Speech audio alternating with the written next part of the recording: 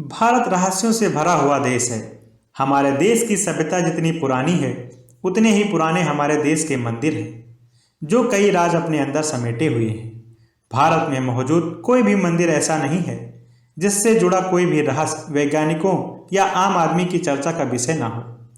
बद्रीनाथ धाम को, जहां जगत के पालनहार भगवान विष्णु का 8वां वैकुंठ लोक माना जाता है, वहीं जगन्नाथ धाम को धरती का वैकुंठ लोक माना जाता है।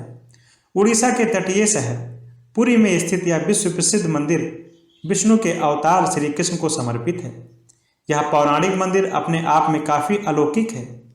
800 सालों से ज्यादा पुराने इस मंदिर में ऐसे कई रहस्य छुपे हुए हैं जो आपको हैरान कर देंगे। इस पूरी दुनिया के वैज्ञानिकों ने कई बार शोध किए, लेकिन कोई इसके रहस्य को नहीं सुलझा पाया। तो आइए जानते हैं इन्हीं रहस्यों के बारे में। स्वागत है आपका हमारे YouTube चैनल सफल वर्ल्ड में। दोस्तों, बने रहिए हमारे साथ मंदिर के रहस्य को जानने के लिए। आइए शुरू करते हैं। हवा के विपरीत लहराता मंदिर का ध्वज। भगवान जगन्नाथ मंदिर के ऊपर लहराता ध्वज बहुत ही रहस्यमयी है। यह ध्वज हमेशा हवा के विपरीत दिशा में लहराता है, यानी अगर यह हवा पूरब से पश्चिम की ओर बह रही है तो यह ध्वज पश्चिम से पूरब की ओर लहराएगा। ऐसा किस वजह से होता है, यह तो वैज्ञानिकों के लिए भी चुनौती है। इसके साथ ही हर रोज ध्वज को बदलने का नियम है। ऐसी मान्यता है कि अगर किसी भी दिन इस ध्वज को नहीं बदला गया तो मंदिर अगले 18 सालों के लिए बंद हो जाएगा। लेकिन यह बहुत आश्चर्यजनक है। इस ध्वज के पीछे एक आश्चर्यजनक बात यह भी है कि मंदिर के ऊपर स्थापित ध्वज को उल्टा चढ़ाकर बदला जाता है, ताकि ऐसा लगे कि सीधी दिशा में लहरा रहा है। यह ध्वज भी इतना भव्य है, जब यह लहराता है तो इसे सब देखते ही रह जाते हैं। ध्वज पर शिव का चंद्र बना हुआ है। भगवान श्री कृष्ण के हृदय की मूर्ति में धड़कना। दोस्तों, आपको भी जानना चाहिए कि भगवान श्री कृष्ण का हृदय आज भी जीवित है। भगवान श्री कृष्ण 16 कलाओं से युक्त ईश्वर के पूर्ण अवतार माने जाते हैं। वैसे तो श्री कृष्ण सर्वत्र व्याप्त हैं, लेकिन उन्हीं श्री कृष्ण के अवतारी शरीर का हृदय आज भी जीवित अवस्था में धड़क रहा है। कहा जाता है कि जब श्री कृष्ण ने अपने देह का त्याग किया, तब उनका अंतिम संस्कार किया गया। अंतिम संस्कार में श्री कृष्ण की देह पूरी तरह पंच तत्व में विलीन हो गई, लेकिन उनका हृदय वैसा का वैसा ही रह गया। उनका हृदय नष्ट नहीं हुआ, वह एक जीवित व्यक्ति के हृदय की तरह धड़क रहा था। कहा जाता है कि श्री कृष्ण की मृत्यु बाद जारासवर नामक एक आदिवासी शिकारी ने उनके शरीर का अंतिम संस्कार किया, लेकिन श्री कृष्ण का हृदय नहीं जला। परंपरा के अनुसार पिंड को जल में प्रवाहित कर दिया गया। जल शुद्धि के अनुसार उस पिंड के एक लट्ठे का रूप ले लिया। भगवान जगन्नाथ के भक्त राजा इंद्रयुम्न को यह लट्ठा मिला। उन्होंने भगवान विश्वकर्मा के द्वारा इस लट्ठे को भगवान जगन्नाथ की मूर्ति के भीतर स्थापित करवा दिया। कहा जाता है कि श्री कृष्ण का हृदय आज भी जस का तस है, जो भगवान जगन्नाथ के काठ की मूर्ति के अंदर स्थापित है। भगवान जगन्नाथ का रहस्य आज तक कोई भी नहीं जान पाया है। भगवान जगन्नाथ की मूर्ति को हर 12 साल में बदला जाता है। इस दौरान पूरे शहर की रोशनी बंद कर दी जाती है। बिजली बंद करने के बाद मंदिर के पूरे परिसर को घेर लिया जाता है। सीआरपीएफ व सेना के संरक्षण के आने के बाद मंदिर में कोई भी प्रवेश नहीं कर सकता। पुजारी की आंखों पर पट्टी बांध दी जाती है। उनके हाथों में मोटे दास्ताने पहना दिए जाते हैं। मंदिर के अंदर घोर घने अंधकार के बीच पुजारी उस पदार्थ को बाहर निकालता है, फिर उसे नई मूर्ति में स्थापित कर देता है। इसे ही भगवान श्री कृष्ण के हृदय को ब्रह्म पदार्थ कहा जाता है। इस ब्रह्म पदार्थ के रहस्य को आज तक कोई नहीं जान पाया। सैकड़ों वर्षों से एक मूर्ति से दूसरी मूर्ति में यह ब्रह्म पदार्थ स्थानांतरित किया जाता रहा है। खास बात यह है कि ब्रह्म पदार्थ को बदलने वाला पुजारी भी यह नहीं जानता कि वह किस चीज को हस्तांतरित कर रहा है, क्योंकि उसके हाथों में दस्ताने होते हैं और आंखों में पट्टी बंधी होती है। हालांकि ब्रह्म पदार्थ को बदलने वाले पुजारी यह जरूर कहते हैं कि वह जिस पदार्थ को बदलते हैं वह किसी खरगोश के जैसा उछलता है। आज जो पुरी के मंदिर के विषय में आश्चर्यजनक बातें सुनते हैं, यह उसी ब्रह्म पदार्थ का चमत्कार है। उसके चमत्कारों की व्याख्या अनंत है। ब्रह्म पदार्थ का वैज्ञानिक विश्लेषण। दोस्तों, ब्रह्म पदार्थ को आधुनिक विज्ञान के दृष्टिकोण से समझने की कोशिश करते हैं कि वह क्या हो सकता है। हम सभी को पता है कि माँ के गर्भ में पिता के शुक्राणुओं के अंड निषेचन से शरीर का निर्माण शुरू हो जाता है। जहाँ शरीर निर्माण तो जारी रहता है, लेकिन उस शरीर में धड़कन 2 से 3 महीने के बाद ही शुरू होती है। यहाँ आधुनिक विज्ञान बिल्कुल खामोश हो जाता है। ऐसा कैसे होता है? ऐसा कैसे होता है? आखिर वह कौन सा तत्व है जिसके शरीर में प्रवेश होते ही धड़कन शुरू हो जाती है? इसके बारे में विज्ञान आज तक नहीं जान सका, जबकि हमारे ऋषियों ने इसे बहुत पहले ही खोज लिया था, जिसे सनातन में प्राण ऊर्जा के नाम से जाना जाता है। प्राण ऊर्जा के नाम से संबोधित किया जाता है। प्राण ऊर्जा ही वह ऊर्जा है जो इस नश्वर शरीर को जीवंतता प्रदान करती है, जो जड़ शरीर में चेतना का विस्तार करती है, जो प्राण ऊर्जा मूल है और असीमित भी। इस ऊर्जा के प्रयोग की क्षमता उस शरीर पर है कि वह किस सीमा तक वह कितना पार कर सकता है। यह प्राण ऊर्जा सृष्टि की सृजनात्मक ऊर्जा का ही एक अंश है।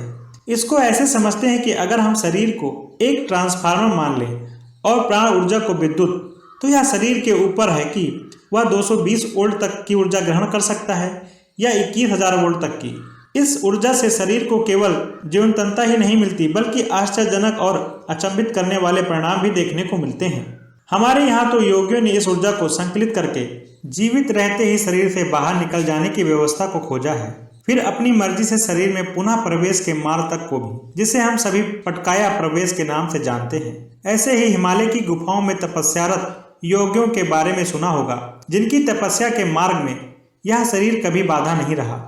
वह इसी प्राण ऊर्जा के चमत्कार से संभव है, या फिर उनके द्वारा किसी को आशीर्वाद या श्राप देने पर तुरंत फलित हो जाने के बारे में।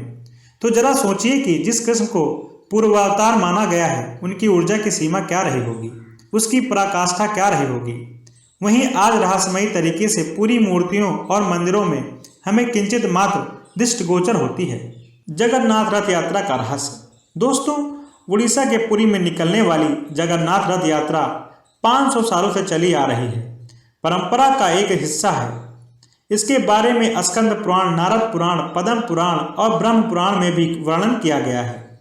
इस यात्रा का मुख्य आकर्षण हजारों लोगों द्वारा पारंपरिक वाद्य यंत्रों के बीच बड़े बड़े रथों को मोटे मोटे रसों से खींचना।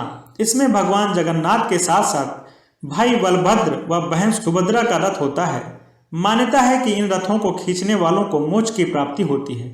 यात्रा 9 दिनों तक चलती है। यह एक ऐसा उत्सव है जिसमें भगवान स्वयं रथ पर घूमने निकलते हैं। इस उत्सव में भगवान रथ पर सवार होकर पूरे नगर भ्रमण करते रहते हैं। अंत में अपनी मौसी के घर गुड़ीचा मंदिर में पहुंचते हैं। रथ यात्रा के दौरान हर साल एक घटना घटती है, वह है इस दिन बारिश का होना। इस बात का इतिहास गवाह है कि रथ यात्रा का कोई भी साल ऐसा नहीं गुजरा जब रथ यात्रा के दौरान बारिश नहीं हुई। इस पर कई बार बुद्धिजीवियों में चर्चा हुई। यह कहा गया कि यह मात्र एक संयोग है, पर संयोग कुछ बार तो हो सकता है, लेकिन सालों से रथ यात्रा के दौरान बारिश का होना कोई संयोग नहीं है। उन पर आस्था रखने वाले लोग मानते हैं कि यह भगवान जगन्नाथ का चमत्कार ही है, भगवान जगन्नाथ के रथ का मजार पर रुकना। दोस्तों, हैरानी की बात यह है कि हिंदू धर्म के देवता का एक मुस्लिम मजार से क्या रिश्ता।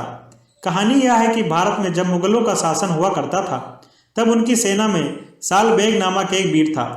सालबेग के पिता मुस्लिम और माँ हिंदू थीं। एक युद्ध के दौरान सालबेग के माथे पर गहरी चोट लगी। इस चोट के ठीक न होने की वजह से उसे सेना से निकाल दिया गया। उसकी माँ ने सालबेग को दुखी देखकर उसे भगवान जगन्नाथ के दरबार में जाने के लिए कहा। सालबेग अपनी माँ की बात मानकर भगवान की भक्ति करने लगा। अपने मुस्लिम भक्त की भक्ति से भगवान जगन्नाथ इतना प्रसन्न हुए कि वह उनके सपने में आए और उनके घाव को ठीक कर दिया। सालबेग ने सुबह उठकर जब अपनी चोट को सही पाया तो भगवान का गुणगान करते हुए वह जगन्नाथ मंदिर पहुंच गया, लेकिन मुस्लिम होने के कारण उसे अंदर नहीं जाने दिया गया। तब सालबेग ने कहा, अगर वह जगन्नाथ जी की सच्चा भक्त है तो वह उसे दर्शन देने खुद उसके पास आएंगे। सालबेग जब तक जीवित था तब तक वह भगवान की भक्ति करता रहा, लेकिन उसे ईश्वर के दर्शन नहीं हो पाए। लेकिन जब उसकी मृत्यु हुई तो उसी वर्ष जगन्नाथ जी की यात्रा के दौरान भगवान का रथ अपने आप ही सालबेग की मजार पर जाकर रुक गया। लोगों ने बहुत कोशिश की, लेकिन रथ 1 इंच भी नहीं हिला। तब किसी ने भगवान के परम भक्त सालबेग के बारे में बताया। इसके बाद वहां मौजूद सभी लोगों ने सालबेग के नाम का जयकारा लगाया। तब जाकर भगवान का रथ आगे बढ़ा। तब से हर वर्ष ऐसा ही होता है। दुनिया का सबसे बड़ा रसोई घर। दोस्तों, जगन्नाथपुरी मंदिर में 500 रसोइये हैं। अपने 300 सहयोगियों के साथ मिलकर भगवान जगन्नाथ जी का प्रसाद बनाते हैं। लगभग 20 लाख भक्त यहाँ भोजन कर सकते हैं। कहा जाता है कि मंदिर में प्रसाद चाहे कुछ हजार लोगों के लिए ही क्यों न बनाया गया हो, लेकिन इसमें लाखों लोगों का पेट भर सकता है। हर दिन रसोइयों में बना प्रसाद श्रद्धालुओं में बांटा जाता है।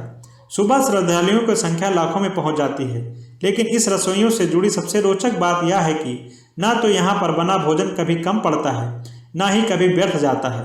लोगों की माने तो सारा दिन इस रसोइयों से श्रद्धालुओं को प्रसाद बांटा जाता है, पर प्रसाद कभी कम नहीं होता। लेकिन जैसे ही मंदिर में प्रवेश बंद करने का समय आता है, वैसे ही प्रसाद खत्म हो जाता है।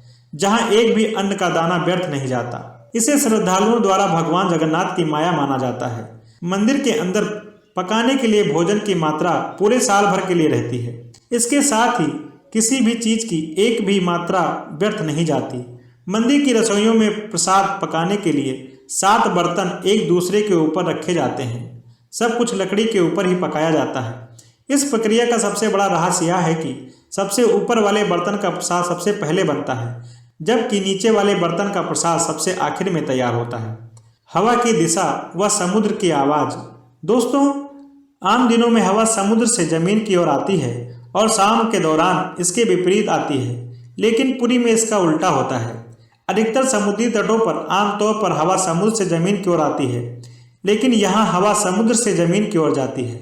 मंदिर के सिंह द्वार में पहला कदम रखते ही आप समुद्र से उठने वाली किसी भी आवाज़ को नहीं सुन सकते, लेकिन जैसे ही आप बाहर कदम रखेंगे आपको समंदर की आवाज़ साफ सुनाई देगी। शाम के वक्त इसे अच्छे तरीके से अनुभव किया जा सकता है। इसी तरह मंदिर के बाहर स्वर्ग द्वार है, जहाँ पर मोक्ष प्राप्ति के लिए शव का अंतिम संस्कार किया जाता है।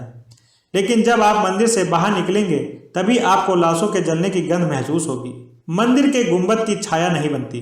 दोस्तों, यह दुनिया का सबसे भव्य और ऊंचा मंदिर है। यह मंदिर 4 लाख वर्ग फुट में फैला हुआ है। इसकी ऊंचाई लगभग 214 फुट है। मंदिर के पास खड़े रहकर इसका गुंबद देख पाना असंभव है। इसकी छाया में एक गहरा राज छुपा है। इस गुंबद की छाया दिन के किसी भी समय अदृश्य रहती है, यानी इसकी छाया कभी दिखाई नहीं देती। हमारे पूर्वज कितने बड़े इंजीनियर रहे होंगे, जो इस मंदिर के उदाहरण से ही समझा जा सकता है। पुरी के मंदिर का यह भव्य रूप 7वीं सदी में बनाया गया था। चमत्कारिक सुदर्शन चक्र। दोस्तों, जगन्नाथपुरी के मंदिर की गुंबद के ऊपर सुदर्शन चक्र लगा है। ऐसा कहा जाता है कि पुरी में आप कहीं पर भी खड़े हों, हर जगह से मंदिर के शीर्ष पर लगे सुदर्शन चक्र को आप देख सकते हैं। इस चक्र की बनावट इतनी अद्भुत है कि आपको किसी भी दिशा में देखने पर लगता है कि सुदर्शन चक्र आपके सामने ही है, यानी यह हमेशा सामने ही दिखाई देता है। इसे नील चक्र भी कहा जाता है। यह अष्टधातु से बना है। इसे बेहद पवित्र माना जाता है। गुंबद के ऊपर पक्षी या हवाई जहाज नहीं उड़ते। दोस्तों, मंदिर के ऊपर गुंबद के आसपास अब तक किसी भी पक्षी को उड़ते हुए नहीं देखा गया है। इसके ऊपर से विमान नहीं उड़ाया जा सकता। अगर मंदिर के शिखर के पास कोई विमान आता भी है तो उसका रास्ता अपने आप ही बदल जाता है। मंदिर के शिखर के पास पक्षी उड़ते हुए नजर नहीं आते हैं, जबकि देखा गया है कि भारत के अधिकतर मंदिरों के गुंबद पर पक्षी बैठ जाते हैं या आसपास उड़ते हुए नजर आते हैं। तो भक्तों, यही थे जगन्नाथ मंदिर के रहस्य। आपको कैसे लगे हमें कमेंट सेक्शन में ज़रूर बताएं। यदि हमारे चैनल पर नए हैं तो प्लीज़ इसे सब्सक्राइब करना बिल्कुल भी मत भूलें। बहुत बहुत धन्यवाद।